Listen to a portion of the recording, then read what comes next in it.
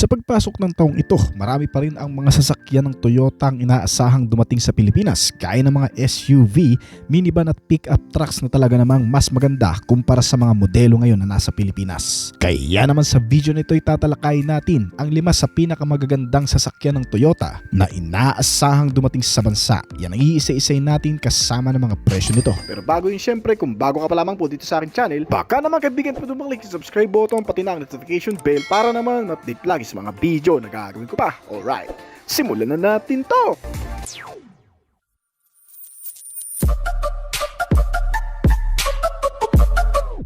Ang una sa listahan natin ay ang Toyota Sienna. Ay unang ginawang available sa merkado bilang isang versatile minivan na kayang lumagpas sa tradisyonal na gamit. Hindi lang para sa pagbiyahe ng pamilya kundi pati na rin para sa off-road trips, cargo at araw-araw na pag-commute. Sa bagong generation nito, pinili ng Toyota na gawing hybrid only ang Toyota Sienna. Nakakaiba kumpara sa iba pang minivan na gumagamit pa rin ng tradisyonal na gasoline engine. Ang makina nito ay may 2.5 liter 4-cylinder hybrid engine na may electric motor na may maximum power output na 245 horsepower. At pinapaandar ito ng ECVT o Electronically Controlled Continuously Variable Transmission na kung saan hindi lang pinalakas ang performance ay pinatipid rin sa konsumo. Kaya nitong umubos ng 1 litro sa loob ng 14 kilometro at may drivetrain choices din na available sa modelong ito gaya ng front-wheel drive at all-wheel drive train na nagbibigay ng mas mahusay na traksyon lalo na sa ulan o madudulas na kalsada. Kayang humila ng bigat ng Toyota Sienna nang humigit kumulang sa 3,500 pounds o 1,588 kg kung kinakailangan. Itong Toyota Sienna ay ginawa para sa mga komportableng biyahe lalo na para sa pamilya at malalayong ruta.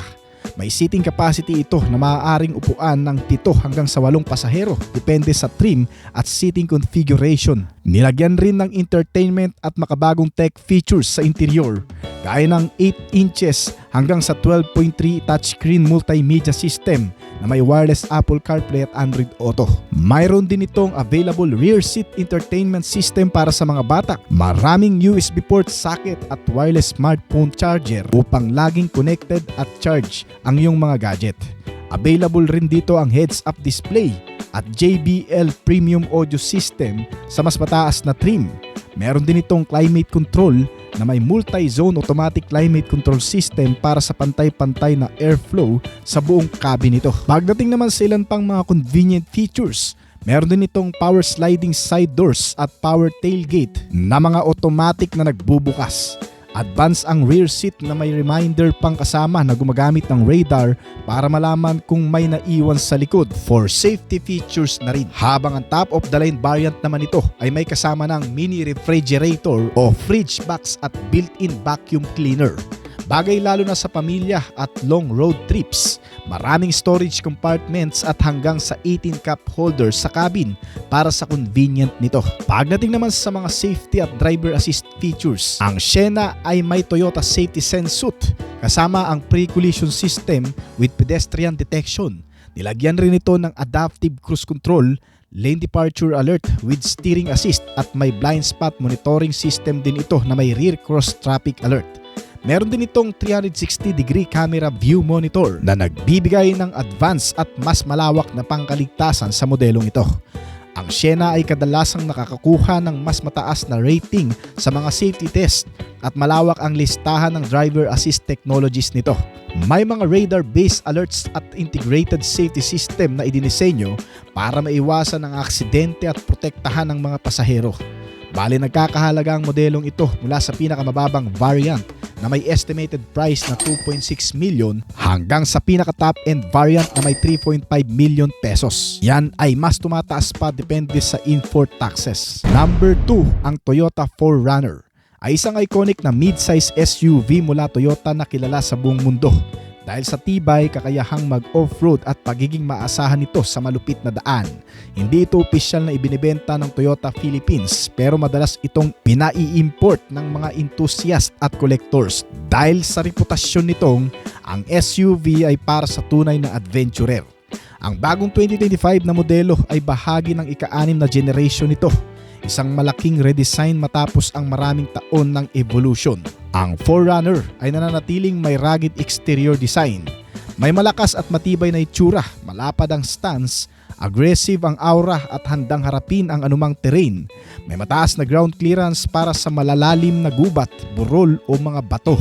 Kaya naman tinuturing itong pinakamagandang off-roader ng Toyota brand. Isa sa natatanging features nito ay ang power rear window na may isang pabalik-ibaba na bintana sa likod na nagbibigay daan para makuha ang gear o hangin ng mas madali habang nasa biyahe. Ang 4Runner ay pinapagana ng 2.4-liter turbo 4-cylinder engine na may mataas na performance at mas efficient kesa sa Toyota Land Cruiser. Gumagamit ito ng hybrid i-Force Max sa ibang variant na may gas plus electric na nagbibigay ng humigit kumulang sa 326 na horsepower at 465 Nm ng torque. Kaya naman ang pinakamabilis na nagawa nito ay umabot ng hanggang sa 230 km/h. Nilagyan rin ang modelong ito ng mga naka-alloy wheels na gulong na karaniwang may sukat na 18-inch hanggang sa 20-inch depende sa variant. May mataas rin na ground clearance size para sa diverse road condition at nilagyan rin ng mga advanced safety features gaya ng Toyota Safety Sense Suit 3.0 na may kasamang pre-collision system, adaptive cruise control system, lane departure alert, rear cross traffic alert, automatic high beam, blind spot monitoring, hill start at downhill assist kasama ang mga driving mode features nito, traction control para sa mahusay na pag-o-off-road. Pagdating naman sa interior, ang Toyota 4Runner ay nilagyan rin ng maganda at modernong interior cabin. Mahusay ang layout na bumagay rin sa mga paggagamitan nito.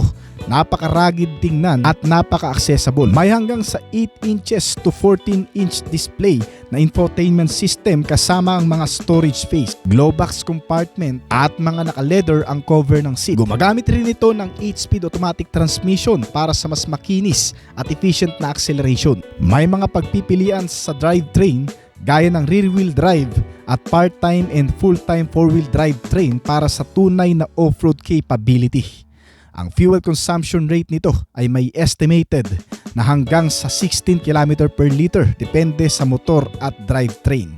At ang chassis at suspensions nito ay gumagamit ng TNGA F-body-on-frame chassis na napakatibay, rigid at nagbibigay ng komportableng ride kahit malayo sa urban roads. Itong 4Runner ay nilagyan rin ng mga signature safety features na magagamit sa mga off-road condition gaya ng multi-terrain select at crowd control para sa mas mabagal at kontroladong pag-akyat sa matatarik na daan at malulubak na daanan. Gumagamit rin ang modelong ito ng premium Bilstein shocks at all-terrain tires para sa mas mahusay na off-road maneuver. Pagdating sa cargo space at capacity, higit sa 90 cubic feet cargo space kapag nakatupi ang mga upuan ang kaya nitong dalhin, sapat para sa gear ng camping at road trip. May onboard air compressor din to para sa tires at outdoor inflatables. Sa kasalukuyan, itong Toyota 4Runner ay nagkakahalaga mula 3.1 million hanggang 3.9 million na mas tataas pa depende sa import duties. Number 3, Toyota Sequoia ay isa sa pinakamahal na sasakyan na pina-auction. Ang modelong ito ay isang full-size luxury SUV ng Toyota na nakilala sa napakalakas na makina, matatag na build quality at mataas na resale value. Idinisenyo ito para sa maximum comfort at capability, kaya't madalas itong piliin ng mga pamilyang mahihilig sa long distance travel at ng mga VIP na nangangailangan ng maluwag at maaasahang sasakyan. Meron itong powerful V8 engine, advanced safety features, premium interior na may leather seat at modernong infotainment system. Dahil dito, itinuturing itong isa sa mga pinakasosyal at pinakaprestihiyosong SUV ng Toyota at kadalasang pumapalo sa mataas na presyo kapag nilabas sa auction market. Ang Toyota Sequoia ay unang inilabas noong 2000 bilang tugon sa pangangailangan ng isang malaki, matibay at luxurious na SUV na kayang tapatan ang mga American full-size SUVs tulad ng Chevrolet Tahoe at Ford Expedition. Ginagawa ito sa North America at pangunahing idinisenyo para sa US market. Pagdating sa engine at performance, isa sa mga dahilan kung bakit napakamahal ng Toyota Sequoia at patuloy na tinatangkilik ay dahil sa makapangyarihan nitong makina. Ang first at second generation nito ay karaniwang gumagamit ng 5.7 liter V8 engine i-Force na kilala sa lakas at matibay na klase. Ang third generation naman nito ngayon sa kasalukuyan na inilabas lang noong 2023 ay gumagamit naman ngayon ng hybrid twin turbo V6 iForce Max na engine na mas malakas pero mas matipid sa gasolina. Dahil sa napakalakas na makina nito, ang Toyota Sequoia ay kayang humila ng mas mabibigat na kargada gaya ng malalaking trailer, maliliit na barko at ibang mas malalaking sasakyan. Dahilan kung bakit sikat din ito sa mga outdoor enthusiast. At ang ilan sa mga luxury features nitong Toyota Sequoia ay ang premium leather seat sa interior, naka tri-zone climate control ang aircon system na may malaking touchscreen infotainment system pa, naka JBL premium sound system ang mga speaker nito at may panoramic moonroof sa itaas. Nilagyan rin ang modelong ito ng advanced safety sense suit ng Toyota at kaya itong sakyan ng 7 hanggang sa 8 ng maluwag na tamang-tama sa mas malalaking pamilya. Ang Toyota Sequoia ay may off-road capability rin gamit ang mas pinaganda, pinalakas at pinatibay na mga chassis suspensions nito. Available kasi sa Toyota Sequoia ang TRD Pro version gaya ng Fox shock, skid plates at all-terrain tires. May off-road traction modes din ito na nagbibigay ng mas matatag na kakayahan sa Toyota Sequoia upang lampasan ang anumang mahirap na terrain. Ibig sabihin kaya nitong mag-perform sa rough roads, bundok at putik na parang isang matinding 4x4. Kaya naman ang presyo nito ay nagsisimula ng 4.6 million hanggang 17.8 million pesos. Number 4, Toyota Tundra. Ang Toyota Tundra ay isa rin sa mga mamahaling sasakyan ng Toyota. Isang full-size pick-up truck na kilala sa lakas, tibay at mga premium features nito. Ginawa ito para sa mabibigat na trabaho tulad ng hauling at towing, na kung saan ngayon ay nagkaroon na rin ito ng mga luxury level comfort at modernong technology, kaya mas mataas ang presyo nito kumpara sa karamihan ng pick-up trucks sa Pilipinas.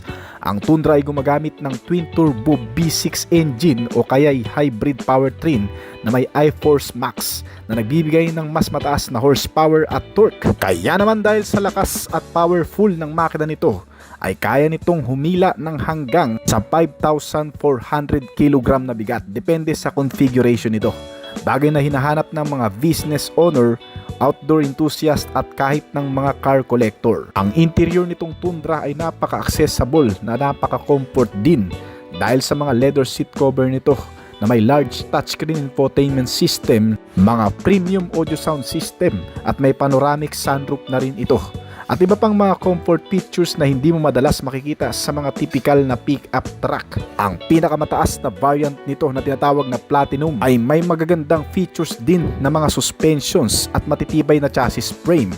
Gumagamit rin ito ng TRD Pro na mga specs para mapanatili ang katatagan nito sa mga off-road condition. At kaya naman madalas itong sabihin ng maraming mga car buyer na isa sa pinakamatibay at pinakamagandang pick-up truck sa buong mundo dahil sa nakasandal sa Toyota Tundra ang reputasyon at durability ng brand. Kaya maraming bumibili nito sa iba't ibang bansa kahit napakamahal ng presyo nito. At syempre ang Tundra ay hindi basta-bastang pick-up. Ito ay full-size pick-up truck mula sa Toyota. Gumagamit din ang modelong ito ng 10-speed automatic na transmission at may fuel tank capacity na 85 liters. Dito sa Pilipinas, kung magpapa-import ka nito at bibili ka sa ibang bansa, ang presyo nito ay magkakahalaga mula 3.1 million hanggang 3.9 million pesos.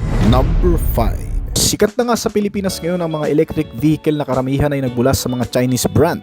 Ang mga modelong ito daw kasi ang magbabago sa takbo ng panahon na kung saan ay mas fuel efficient, practical, modern at safety pa. Ngunit bago pa man matapos ang taong ito, ang mga Japanese brand din gaya ng Toyota ay naglabas pala ng mga pinakabagong SUV na mas maraming katangian at subok na maaasahan sa kahit saan man. Kaya naman kung plano mo rin namang maghanap ng isang sasakyan ngayong taon na may katipiran, isa ito sa maidadagdag sa mga pagpipilian mo. Ang bagong Toyota Xenia, isang bagong midsize SUV na hybrid crossover na nag-aalok ng premium experience sa mas abot kayang presyo nito kumpara sa mga luxury car SUV. Na pinapagana ng 2.5 liter dual overhead cam engine na may kasamang 4-cylinder at may dalawang electric motor generators na kayang mag-produce ng malakas na maximum output na umaabot ng 240 horsepower. Kasamang maximum torque nito na 200 Nm na nakakabit sa makabagong ECVT type transmission o tinatawag na electronically controlled continuously variable transmission. At isa pa, naka all-wheel drive system na rin itong modelo na magbibigay dito ng pangkaragdagang lakas saan mang klase ng kalsada mo ito maidadaan. Well, pagdating naman sa fuel economy,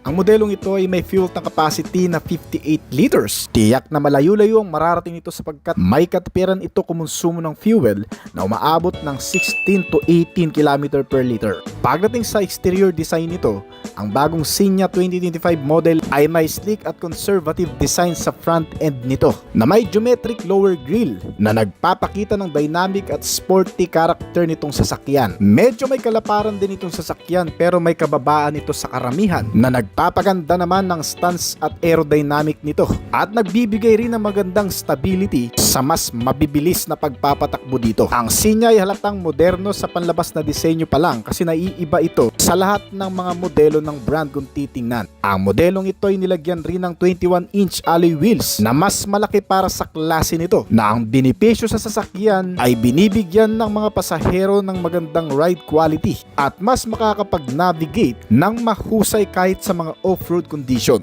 Sinamahan ito ng mga LED lighting system gaya ng LED projector headlights na nagbibigay ng mas malinaw at mas malakas na visibility sa mga madidilim na kondisyon. Kahit ang mga sukat ng mga ilaw nito ay mas maliit kumpara sa mga ordinaryong sasakyan, kasama ng rear combination lamp system nito na mga naka-LED type na rin na klase. Gumagamit pa rin itong bagong modelo ng Toyota ng TNGA-K platform na ginamit na rin sa ilang mga modelo ng Toyota gaya ng mga SUV at pick-up. Ang front suspensions nito ay naka MacPherson strut habang ang rear suspension naman ay naka multi-link independent rear suspension. At syempre ang pinagmamalaki ng brand sa modelong ito ay ang pagkakaroon ng advanced safety features na Toyota Safety Sense 3.0 na tumutulong upang mabawasan ang aksidente bago mangyari ang banggaan o mabawasan ang epekto nito sa mga pasahero sa oras ng mga banggaan. Nilagyan itong bagong Signa ng pre-collision system with pedestrian detection. Gumagamit ito ng mga sensor, radar at camera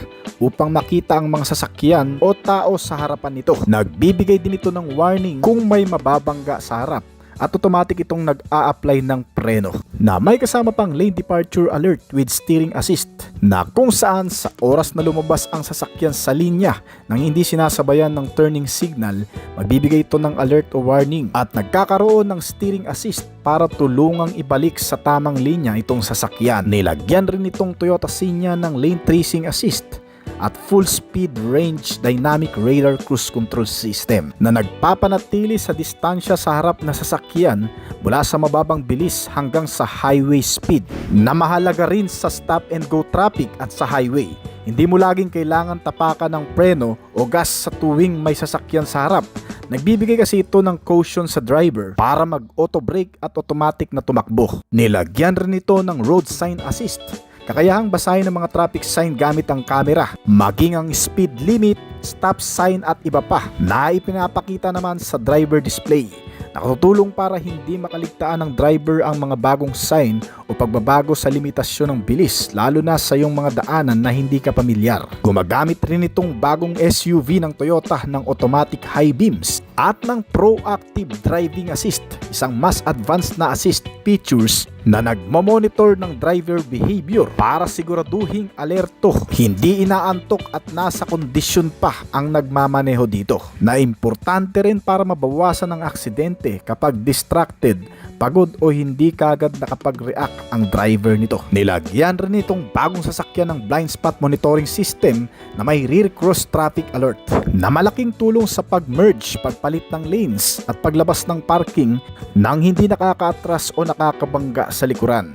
May advanced technology package din ito na dagdag na assistance na may kasamang sensor features para sa mataas na level ng convenience at safety lalo na sa mga crowded o masisikip na lansangan, na nilagyan pa ng traffic jam assist na nakatutulong din sa traffic stress, bawas pagod sa driver at mas ligtas kapag maraming stop and start, na may kasama ring lane change assist, front cross traffic alert, front and rear parking assist with automatic braking system at pangkaragdagang pang passive safety features na meron itong modelo gaya ng pagkakaroon nito ng 8 airbag na may kasama pang star safety system na may vehicle stability control, traction control anti-lock braking system, electronic brake force distribution, brake assist at smart technology sense. Dahil dito ay hindi hinayaang mag-spin o mawala ng kontrol sa madudulas na daan itong sasakyan na may tulong sa grip ng mga gulong. Hindi maglalak ang gulong pagpreno at mga braking features gaya ng brake assist, dagdag puwersa kapag may emergency brake, at smart stop technology na ikinakat ang makina sa oras ng mga emergency braking. Ang modelong ito ay may mga bagong features din pagdating sa interior. Lahat ng mga upuan nito ay nakabalot ng leather cover na mas magandang tingnan at mas komportable at madaling linisin kaysa sa purong tela. May heated and ventilation na rin itong kasama na kung saan mainit ang upuan kapag malamig ang panahon at may cooling ventilation naman kapag mainit ang kondisyon ng panahon. Komportable ito sa kahit anong klima na sinamahan pa ng dual zone automatic climate control system. May dalawang independent temperature settings ito para sa driver at passenger. Marami sa loob na bahagi nitong sasakyan ay mga soft touch premium materials. Sa harap ng driver ay may 12.3-inch digital gauge cluster na may mataas na technology level, madaling makita ang impormasyon at gumagana yung mga features gaya ng Apple CarPlay at Android Auto. May 12.3-inch touchscreen display rin kasi ito sa center console panel na infotainment display nito na para sa audio, navigation at settings. Sinamahan din ito ng wireless phone charger, maraming USB port at additional auxiliary power outlet na 12 volt. May hands-free power tailgate din ito para hindi mahirap iangat ang tailgate sa oras na may mga ikakarga. Isa sa mga highlight sa bagong SUV na ito yung pagkakaroon ng panoramic fixed glass roof pero may power sunshade ng kasama. May maliit na rear storage space capacity na kayang magkarga ng ilang mga gamit at kaya nitong magsakay ng 5 pasahero na may komportabling seating arrangement sa malawak na interior cabin nito. Itong bagong Toyota Signa SUV ay ginagawa pa sa bansang Japan na kung saan ay talagang pinaghusayan at pinagtibay ang lahat ng mga components at bahagi nitong sasakyan. Hindi lang ito basta compact SUV, ito ang best Japanese car model na luxury. Sa dami ng mga katangian nito, safety and security kasama ang interior tech features nitong modelo. Nasa kasalukuyan ay nilalabas pa lamang sa United States, Canada, North America, Japan at wala pang update kung ito rin ba ay ilalabas sa Pilipinas. Well, pagdating naman sa presyo, ang kasalukuyang halaga nito ay umaabot ng $45,000 na kung i-convert natin sa Philippine peso, ito ay aabot mula 2.5 million hanggang 3.8 million pesos.